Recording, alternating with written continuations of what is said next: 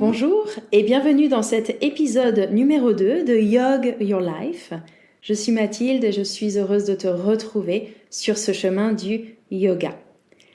Le yoga, sous toutes ses facettes, va nous enseigner comment naviguer, comment être un bon voyageur dans ce grand voyage qu'est la vie, afin d'en faire d'une part éclore la lumière, de donner du sens à nos existences, de faire de nos vies une expérience riche et sensée, de comprendre le sens de nos vies, et puis tout simplement d'en faire une belle expérience.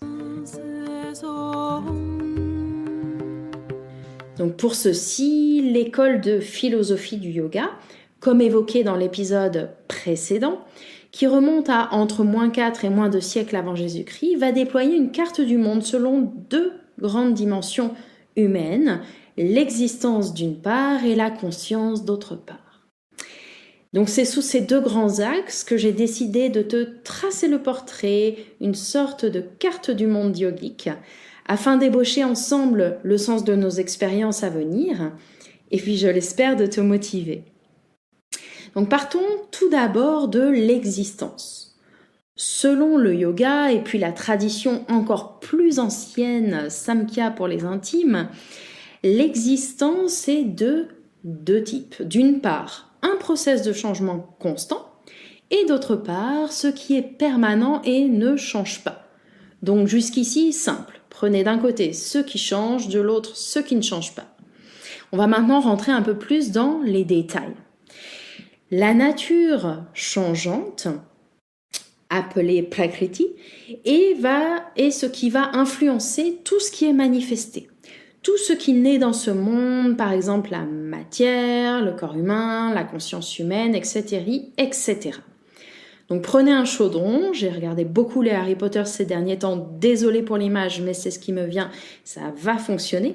Vous prenez ce chaudron et vous y mettez 3 éléments, que l'on va appeler guna en sanskrit, 3 forces fondamentales, comme 3 ingrédients de vie, sattva, rajas et tamas. Et de ces 3 forces, et de toutes les recettes possibles qui vont naître, de toutes les combinaisons, va naître tout ce qui est manifesté et de nature changeante. Donc sattva va être un ingrédient qui correspond à la force associée à la lumière, la sagesse, la paix, la stabilité intérieure. Il est l'ingrédient de la pureté, de la clarté, de l'équilibre.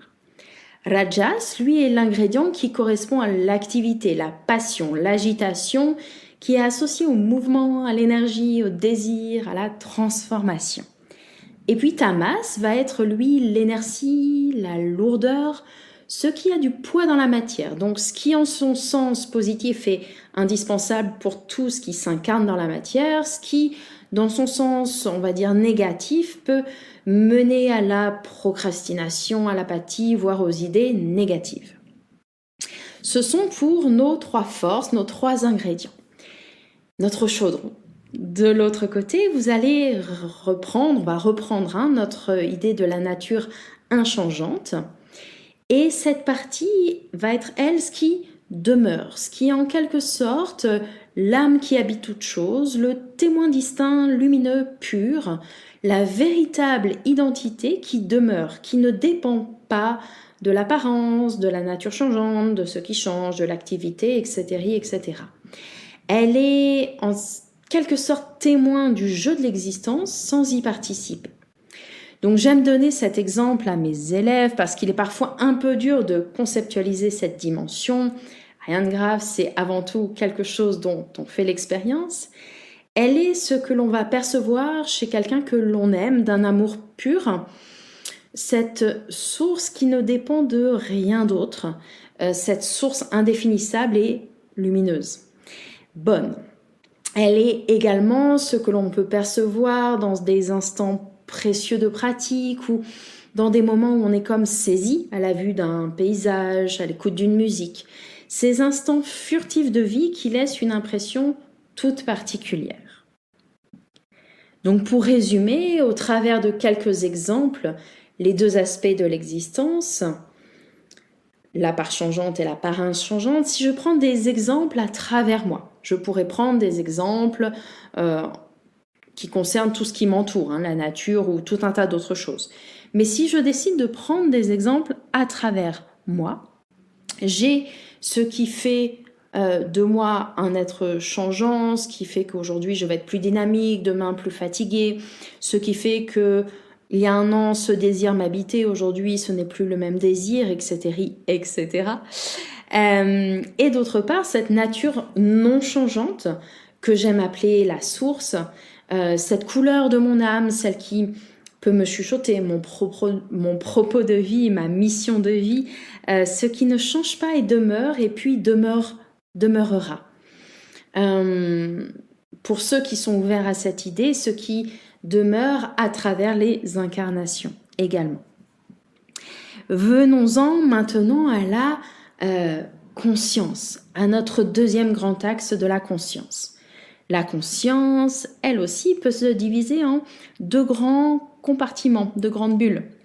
La partie en changement constant et puis la partie inchangeante, claire, que l'on appelle pure conscience. Donc, premièrement, on va prendre la première couche, on va l'appeler comme ceci, de la conscience, la première sphère, c'est celle que l'on connaît assez bien en Occident, qui est celle du mental, de l'intellect et de l'ego. Le mental, lui, va recevoir, organiser les perceptions. L'ego va, lui, s'identifier à « je suis professeur de yoga, je suis… » etc., etc. Et l'intellect va discerner et prendre les décisions. Première dimension. À cette dimension, on va ajouter une autre couche, la part de la conscience qui va, elle, compiler, enregistrer, imprimer toutes les mémoires et empreintes de notre existence. Donc, j'ai vécu ou appris telle ou telle chose et hop, je viens enregistrer à l'intérieur de moi, dans cette part de la conscience, et laisser une empreinte de cette expérience. Donc, pour la partie positive, j'ai appris l'expérience de ne pas tomber quand je marche. Bien, super, je suis heureuse de m'en rappeler chaque jour. Pour la partie un peu plus négative, j'ai vécu un stress qui correspond à telle ou telle expérience. Si cette expérience ou une expérience plus ou moins lointaine, mais qui en a la couleur, s'amène à revenir dans ma vie et que ce stress se reproduit, rien de très utile. Donc, la dimension sur laquelle j'arrive maintenant est la dimension peut-être la plus importante, du moins celle sur laquelle je vais insister ici, puisqu'elle est propre à yoga, c'est cette dimension de pure conscience. Une pure conscience distincte du mental, de l'intellect et de l'ego, distincte également de toutes les empreintes laissées dans ma conscience, distincte également de toutes les perturbations engendrées par les fluctuations, non seulement du mental, mais aussi de nos trois ingrédients. Elle est une sorte d'écran pur, de miroir pur, de source, j'adore donner ce nom, je pense qu'il est très parlant, présente en moi, immuable et inchangeante. Le jeu du yoga est donc par la respiration, la méditation, la concentration, la purification et l'harmonisation corporelle, notamment à travers asana, de reconnaître cette pure conscience à l'intérieur de moi, de la reconnaître comme étant le véritable moi, la véritable identité. Le jeu est en quelque sorte de cleaner, d'harmoniser, de transcender tout ce qui est de nature changeante pour percevoir cette pure conscience.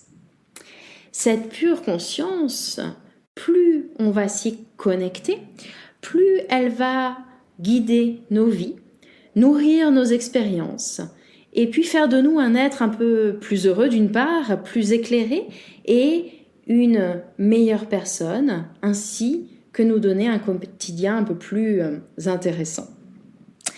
Donc par la pratique, on vient harmoniser, transformer, transcender les trois éléments que l'on a vus au début de notre petite étude qui nous composent et nous conditionnent, ces trois forces évoquées des gunas.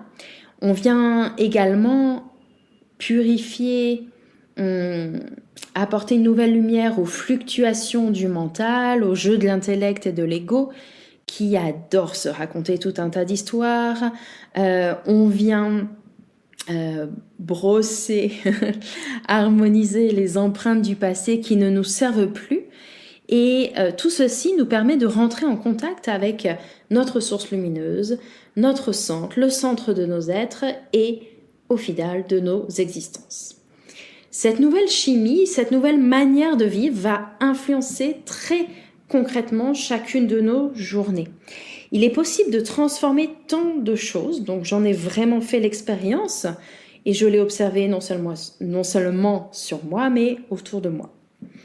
Donc pour ma part, le yoga a changé mon centre d'intérêt. Je suis passée d'un focus où je m'identifiais à ma carrière de guitariste à un autre focus petit à petit, enfin tout d'un coup, disons que je l'ai défini petit à petit, mais c'est venu assez vite, un autre focus que je nommerais aujourd'hui tout simplement grandir spirituellement.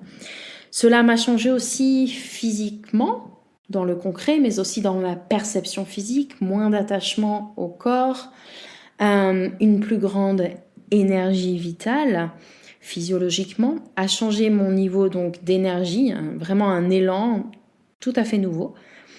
Une nouvelle manière de percevoir le monde également, la vie, ce qui m'entoure, a changé le sens de chacune de mes journées, comme si une plénitude se dessinait. À la fin de mes pratiques, je ne parle pas de plénitude, de remplir de plein d'activités, mais tout simplement un sentiment de complétude tout à fait particulier. Pour résumer, ce qui m'a changé, c'est vraiment la connexion à une nouvelle joie, encore une fois. La pratique du yoga devient de plus en plus précisément plutôt, comme un petit miroir qui permet de me lire, de faire de moi une personne un peu moins aveugle, d'y voir plus clair sur celle que je suis, je l'espère de m'améliorer, et enfin de reconnaître cette dimension plus vaste à l'intérieur et autour de moi, qui m'a rendue bien plus amoureuse de la vie, tout simplement. Et de passer un petit peu comme avec un petit filtre Instagram, désolée pour l'image, mais là aussi je pense qu'elle fonctionne, d'une vie en 3D à une vie en 5D ou plus, si je peux l'exprimer ainsi. Même s'il s'agit d'un processus constant et permanent, ce que j'aime dans ce process, c'est qu'il fait du bien à chaque pas. Et que dès mes premiers pas en yoga, mais aussi ceux de mes élèves en yoga ou en Reiki, j'ai observé cette magie opérer. Ce que j'aime appeler lumière, venir à eux, cette petite lumière qui nous tend les bras dès lors que l'on s'intéresse et que l'on plonge dans la pratique. Pour de nombreux élèves, notamment en Reiki, ça a été vraiment de changer de carrière, d'alimentation, d'énergie, de changer physiquement. Voilà, tout un tas de choses. Voilà pour le portrait donc de l'existence et de la conscience selon le yoga. Donc je te propose dès le prochain épisode, de faire l'expérience de cette lumière du yoga ensemble. Et je te dis à très bientôt, hâte de te retrouver pour inviter le yoga dans ta vie.